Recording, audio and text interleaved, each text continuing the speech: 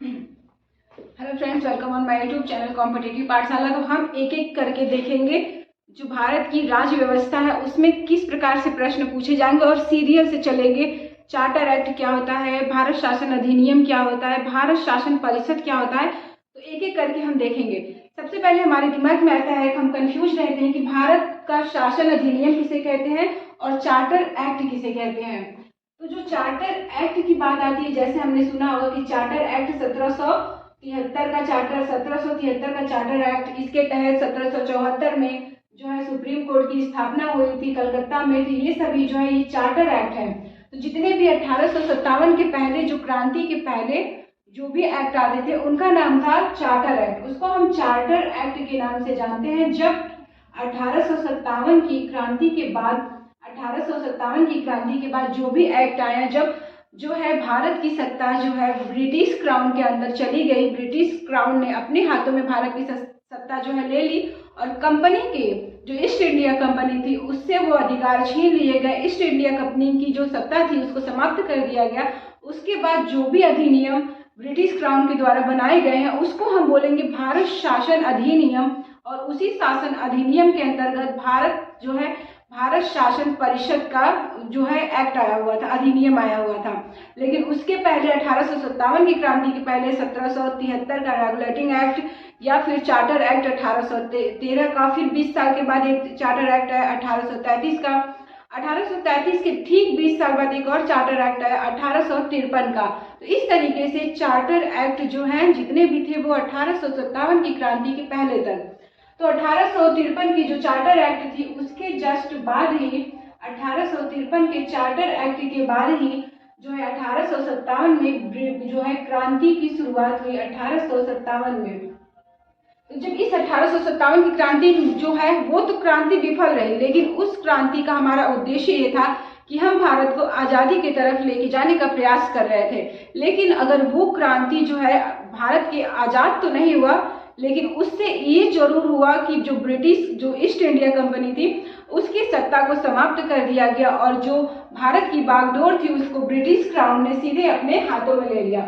जब British crown ने सीधे भारत की बागडोर अपने हाथों में ले लिया तो वहां से आती है बात की अब भारत की राज्य व्यवस्था किस प्रकार से आगे बढ़ाया जाए। तो उसी क्रम में पहला हमारा टॉपिक है कि भारत का संवैधानिक विकास कहाँ से हुआ है। भारत का जो संवैधानिक विकास है, जो कॉन्स्टिट्यूशन का विकास है, वो कहाँ से हुआ है। तो 1857 की क्रांति के पहले मैंने बताया कि जितने भी चीजें रहेंगे उसको हम बोलेंगे चार्टर एक्ट। जो भी चीजें आती थी उसको हम कहते थे चार्टर एक्ट, चाहे वो 1773 का हो, 1813 का हो, 1833 का हो या फिर 1853 का हो, ये सभी जो है वो चार्टर एक्ट कहलाते हैं। और 1853 के बाद जब भारत में 1857 की क्रांति होती है तो उसके बाद से जो आया भारत शासन अधिनियम 1858, भारत शासन अधिनियम 1858 आया। फिर उसके बाद भारत परिषद अधिनियम 1861, भारत परिषद अधिनियम 1892, भारत परिषद अधिनियम 1909 और भारत जो है शासन भारत परिषद अधिनियम 1909 को मार्ले मिंटो सुधार के नाम से भी जानते हैं।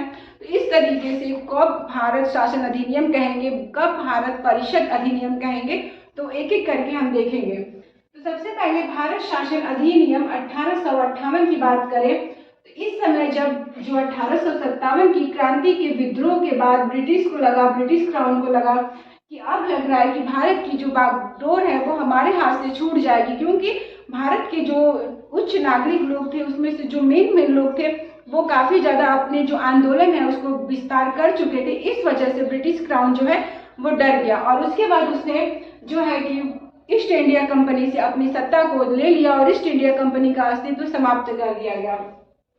तो भारत शासन अधिनियम के तहत 1858 में क्या बातें हुई, जो ये अधिनियम बन के तैयार हुआ 1858 में, उस समय ब्रिटेन के प्रधानमंत्री लॉर्ड पॉम थे।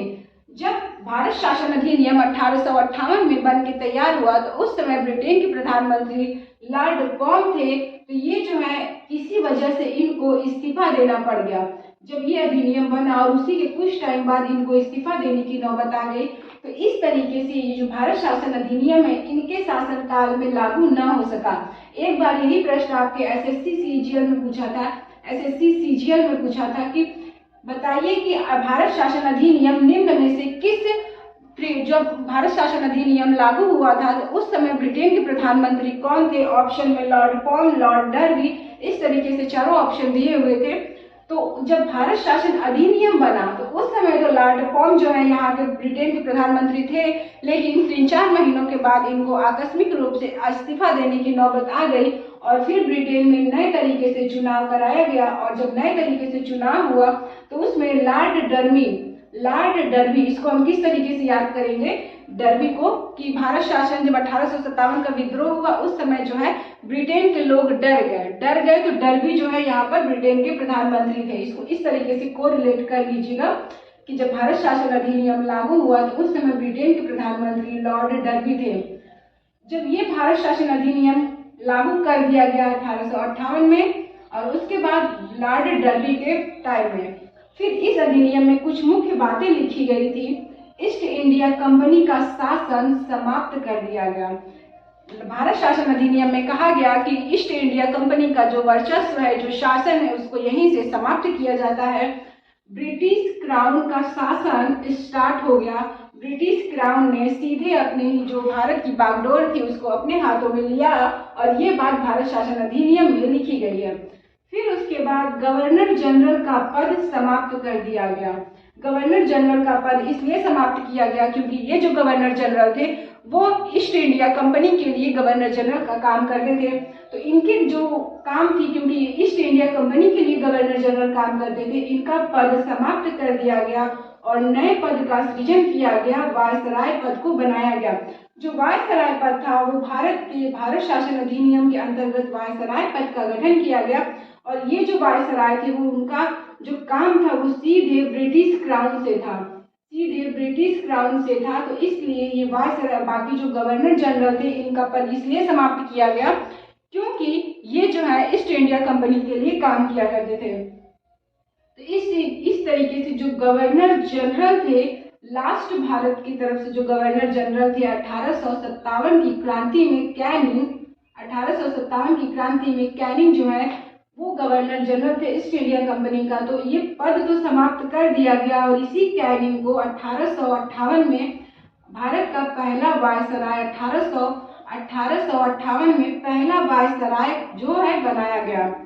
फिर उसके बाद इसी 1858 में ये भी लिखा गया कि कंपनी के जो ईस्ट इंडिया कंपनी थी उसके जो बोर्ड ऑफ डायरेक्टर है, बोर्ड ऑफ कंट्रोलर है, उनके पद को समाप्त किया जाए और भारत सचिव पद का सृजन हो। जब बोर्ड ऑफ डायरेक्टर और बोर्ड ऑफ कंट्रोलर पद को समाप्त कर दिया गया तो जाहिर सी बात है कि ब्रिटिश क्राउन के दिमाग में ये रहा होगा कि अब इस पद को तो हमने समाप्त कर दिया गया, तो अपनी तरफ से कौन जो है भारत की बागडोर अपने हाथ में लेगा। तो बात की गई भारत सचिव की। ये जो भारत सचिव है, नाम मात्र है कि भारत सचिव, इस नाम से लग रहा है कि ये भारत का सचिव होगा, लेकिन ये जो भारत सचिव था वो काम करता था ब्रिटिश क्राउन के लिए और इस पद का सृजन किया गया। तो जो भारत सचिव है ये जो है वायसराय से ऊपर पद पे होता था। वायसराय का पद जो है वो भारत सचिव के पद से कम होता था।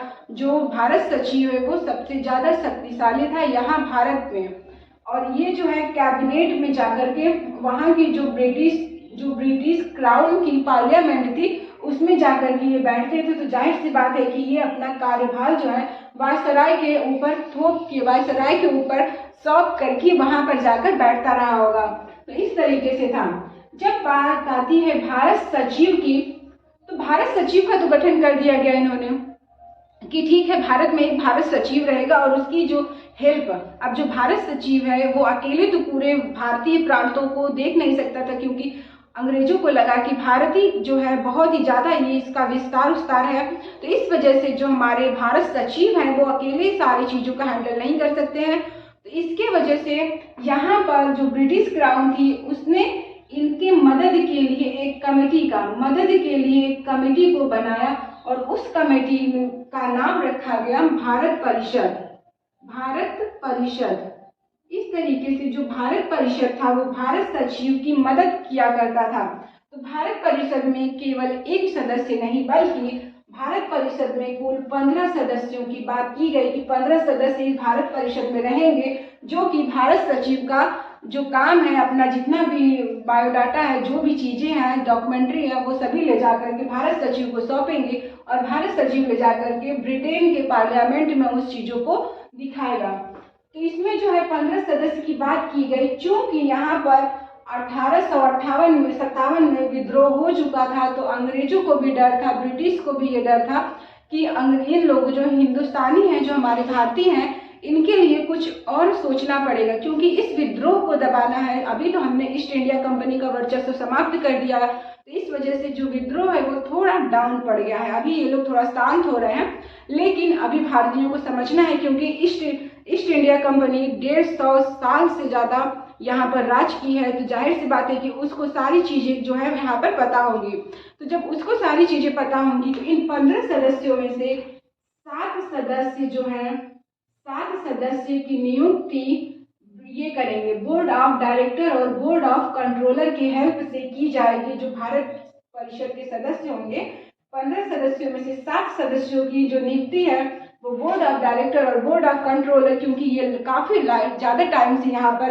रह चुके हैं, तो ये भारतीयों की मनोस्थिति के बारे में जानते होंगे, तो इस वजह से इनको यहाँ पर इंक्लूड किया गया, और ताकि ये भी नाराज ना हो और भारत वाले भी जो है वो भी नाराज ना हो। और 8 सदस्यों की नियुक्ति, 8 सदस्यों की जो नियुक्ति है वो ब्रिटिश क्राउन करेगी। 8 सदस्यों की नियुक्ति ब्रिटिश क्राउन स्वयं करेगी, जबकि मनोनीत करेगी, और जो 7 सदस्य रहेंगे इसमें से वो बोर्ड ऑफ कंट्रोलर और बोर्ड ऑफ डायरेक्टर की जो परामर्श है उसके द्वारा यहाँ पर निर्धारित की जाएगी। बात आती है कि इनके वेतन की। जो भारत सचिव है, अब इनका वेतन कौन देगा? अभी तक तो ऐसे पूरा जाल इन्होंने फैला दिया कि भारत शासन अधिनियम के अंतर्गत हमने कंपनी की जो शासन थी उसको समाप्त कर दिया, गवर्नर जनरल के पद को समाप्त कर दिया, वायसराय को हम लेके आए, भारत सचिव को लेके आए। भारत सचिव को लेके आए तो उनकी हेल्प के लिए भारत परिषद का गठन किए। जब भारत परिषद का गठन किए तो जाहिर सी बात है कि इनको पेमेंट कौन देगा? तो पेमेंट की बात आती है, तो पेमेंट जो दी जाएगी भारत सचिव को, भारत परिषद के सदस्यों को, तो इन सभी को जो पेमेंट दी जाएगी वो भारत की संचित निधि से जो है इनको पेमेंट दी जाएगी। ऐसा प्रावधान भारत शासन अधिनियम में लिखा गया। भारत का जो भारत सचिव होता है वो वायसराय से ज्यादा शक्तिशाली होता है। इसके पहले भी मैंने बताया कि जो भारत सचिव होता है वो वायसराय से ज्यादा शक्तिशाली होता है। किस प्रकार से अब इसको देखते हैं। सबसे ऊपर होता है ब्रिटिश क्राउन, उसके नीचे होते हैं पीएम। ब्रिटिश क्राउन के नीचे जो पीएम होंगे वो होते हैं, इसके नीचे होता है भारत सचिव। भारत सचिव होता है, और भारत सचिव जो है अपने जो भी चीजें होती हैं, जैसे आदेश मिला पीएम को, पीएम ने आदेश दिया भारत सचिव को, भारत सचिव आदेश देता है भारत जो परिषद है इनको, या फिर वायसराय को आदेश देता है। तो इस तरीके से जो वायसराय है वो भारत सचिव से कम शक्तिशाली है। वायसराय अपनी रिपोर्ट भारतीय सचिव को देता है, भारतीय सचिव अपनी रिपोर्ट पीएम को देते हैं, ब्रिटिश पीएम को। ब्रिटिश पीएम जो है वो क्राउन को अपनी रिपोर्ट सौंपता है। तो इस तरीके से इनका प्रोसेस है, और इसी को जो है इस प्रोसेस को पूरा किया जाता है। और ये जो वायसराय है ये जो है सबसे कम शक्तिशाली होता है, भारत सचिव जो है ज्यादा शक्तिशाली होता है, क्योंकि यहाँ तक तो पीएम जो है ब्रिटेन का एरिया है। जब भारत सचिव की बात आती है तो भारत में सबसे ज्यादा जो शक्तिशाली था वो भारत सचिव ही यहाँ पर सबसे ज्यादा शक्तिशाली था। तो इस तरीके से 1858 की भारत शासन अधिनियम में इतनी बातें दर्ज की गई। नेक्स्ट है हमारा भारत परिषद अधिनियम 1861। जाहिर सी बात है जब भारत शासन अधिनियम 1858 में आता है तो ये तो ऑब्वियस सी बात है कि 1858 में ये आया, और 1 नवंबर 1858 को ये जब लागू हुआ तो नवंबर तो 1858 पूरा बीत गया, मतलब 59 और 60 केवल 2 साल में ऐसा क्या हुआ कि ब्रिटिश क्राउन को फिर से भारत परिषद अधिनियम लाने की जरूरत पड़ी। इतनी जल्दी तो वो अपने शासन अधिनियम बार बार लाएंगे नहीं, तो ऐसा क्या हुआ, उनको क्या कमी महसूस हुई कि उनको फिर से भारत के लिए भारत परिषद अधिनियम लाने की जरूरत पड़ी केवल 2 वर्षों में। इन 1858 से लेकर के 1860 तक उन्होंने ये नोटिस किया कि जो भारतीय है उनके अंदर अभी भी विद्रोह जो है वो जगा हुआ है, अभी भी वो असंतोष है, अभी भी उनके अंदर जो है संतोष वाली स्थिति बनी नहीं है। इस वजह से भारत परिषद अधिनियम को लाया जाता है और इस अधिनियम में कुछ निम्न शर्तों के द्वारा भारतीय विद्रोह को कम करने का प्रयास किया जाता है। उसको एक बार देख लेते हैं।